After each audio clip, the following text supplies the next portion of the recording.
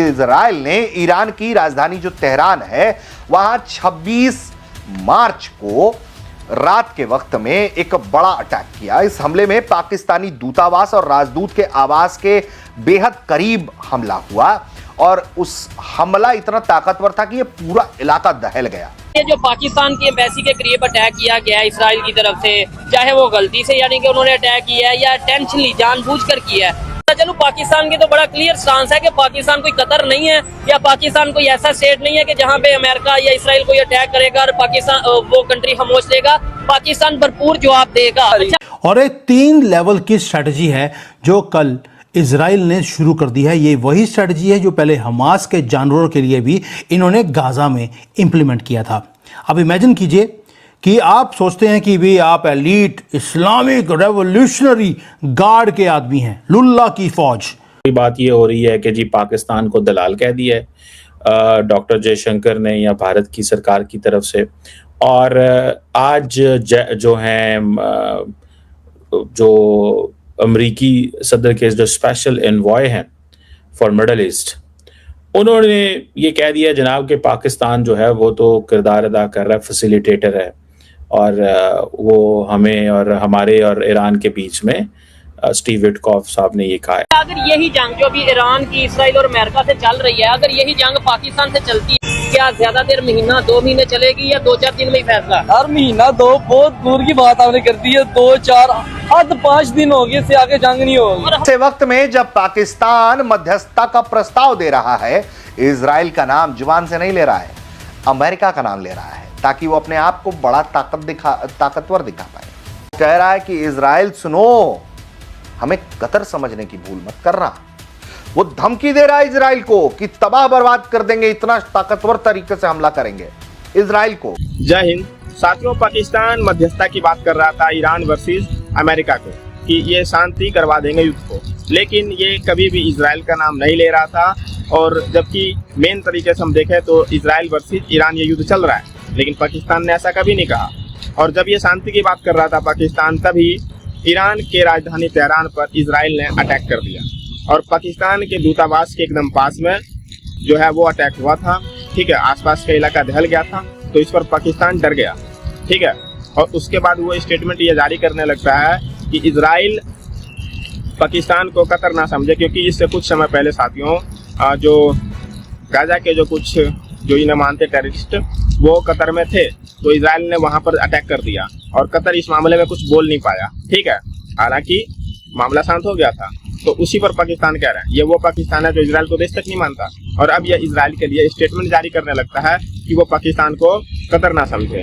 अगर यही जंग जो भी ईरान की इसराइल और अमेरिका से चल रही है, अगर यही जंग पाकिस्तान से चलती है, अल्लाह ना करे मैं कहता हूँ जंग ना हो, ना हम इस तरह के मामला में पड़े, पाकिस्तान वैसे ही बहुत ग्रो करे, आगे बढ़े और सारे मामला हो, लेकिन अगर ये जंग होती है तो क्या ज्यादा देर महीना 2 महीने चलेगी या 2-4 दिन में ही फैसला? हर महीना 2 बहुत दूर की बात आपने कर दी है। 2-4 हद 5 दिन हो गए, इससे आगे जंग नहीं होगी। और हमारे पास तो ये भी है ना, देखेंगे कि यार कोई बस नहीं चल रहा तो फिर अपना वो निकालेंगे, एटम बम निकाल हैं, ऐसे बिल्कुल ऐसे। मेरा नफर नोट कर रहे हैं, क्या ये सिर्फ टाइम वेस्ट कर रहे हैं। कौन? इसराइल या अमेरिका टाइम वेस्ट कर रहा है। अब वो तो पूरी दुनिया को पता है, इससे हम फंस क्यों? क्या अमेरिका फंस गया।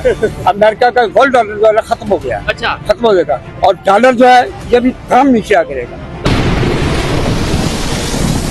जी तो दोस्तों, मैं हूं सोहेब चौधरी और आप देख रहे हैं मेरा और आपका YouTube channel real TV. Iran America Israel जंग के हवाले से जो भी लेटेस्ट डेवलपमेंट है उसके ऊपर आपके सामने वीडियोस रिकॉर्ड करता रहा हूं, लेकिन अब बड़ी हैरान करने वाली खबर ये सामने आ रही है कि पाकिस्तानी एम्बेसी जो तेहरान में यानी कि ईरान में मौजूद है उसके करीब इसराइल ने अटैक किया है। जबकि 1-2 दिन से खबरें ये चल रही थी कि पाकिस्तान तो एज ए मीडिएटर काम करने जा रहा है, ईरान और अमेरिका की जंग रुकवाने जा रहा है, लेकिन अब इस खबर के ऊपर पाकिस्तान का क्या रद्द अमल है, पाकिस्तान की पब्लिक का, ये अंकल हमारे साथ मौजूद है, इनकी क्या राय है इस वीडियो में जानेंगे।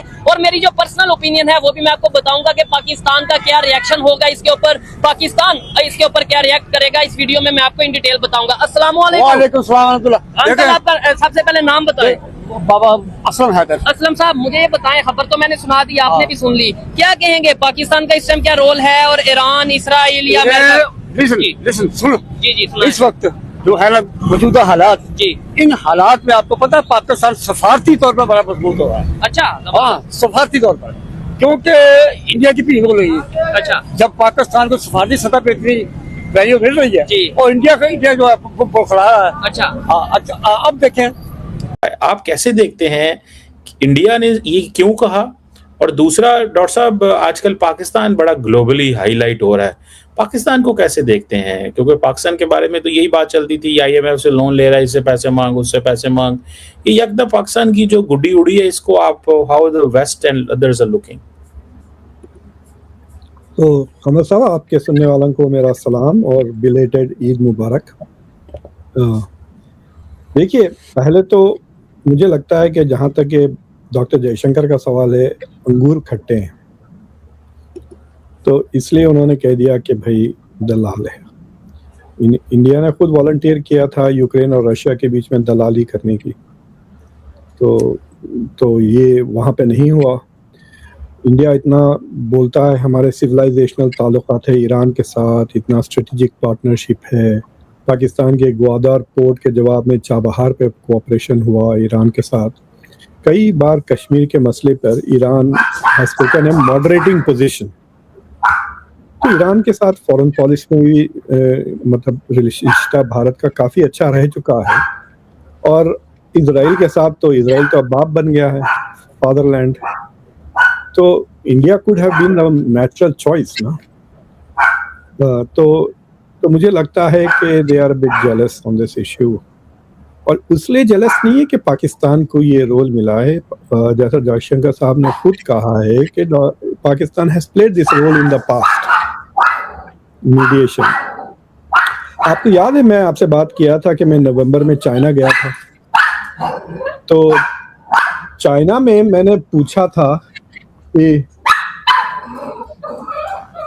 क्या आप लोग परेशान नहीं है कि Pakistan is becoming too close to America?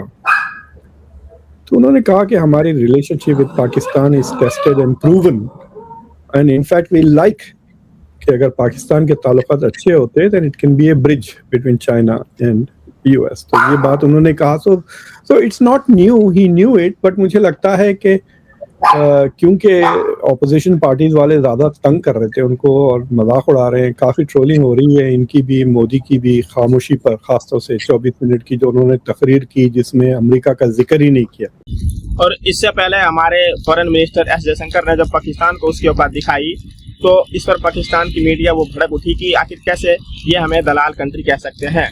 क्योंकि साथियों, पाकिस्तान जो ये नेगोशिएशन की बातें कर रहा है अमेरिका, ईरान और इजराइल के मध्य है, तो इस मामले में जो है पाकिस्तान का अपना स्वार्थ जो है कुछ ना कुछ देखने को मिल रहा है।